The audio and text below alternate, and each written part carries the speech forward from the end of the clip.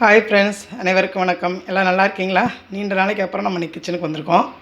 திருக்கை பிஸ்கு குழம்பு எப்படி வைக்கலான்னு இன்றைக்கி வந்திருக்கோம். நம்ம இங்கே பாருங்க, ஒரு 3/4 கிலோ இருக்கும் திருக்கை பிஸ்கு. நான் வாங்கி இப்போ உப்பு போட்டு நீங்கள் நல்லா 2 வாட்டி உரசி அலசி வச்சுக்கணும். ஏன்னா அது வந்து கொழகொழப்பு தன்மையாக இருக்கும் திருக்கை பிஸ்கு. அதனால் 2 தடவை நாம் உப்பு போட்டு நல்லா உரசி சுத்தம் பண்ணி வச்சுருக்கேன்.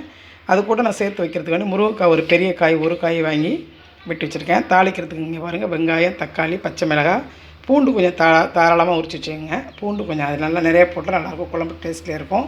புளிக்கரசல் வச்சுருக்கேன். கொஞ்சம் தேங்காய் பூ திருவி அதை வந்து கொஞ்சம் சோம்பும் மிளகும் சேர்த்து சும்மா வெறும் சட்டியில் போட்டு வதக்கி வச்சுருக்கேன் ஃப்ரெண்ட்ஸ்.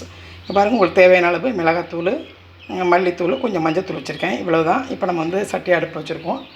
வாங்க எப்படி வைக்கலான்னு பார்க்கலாம். இப்போ ஃபஸ்ட் நம்ம சட்டியை வச்சு நான் எண்ணெய் ஊற்றிருக்கேன். அதில் கொஞ்சம் நம்ம கடுகு போட்டுடலாம். கடுகு பொரிஞ்ச உடனேயும் நம்ம வச்சுருக்க இந்த வெங்காயத்தை போட்டுடலாம்.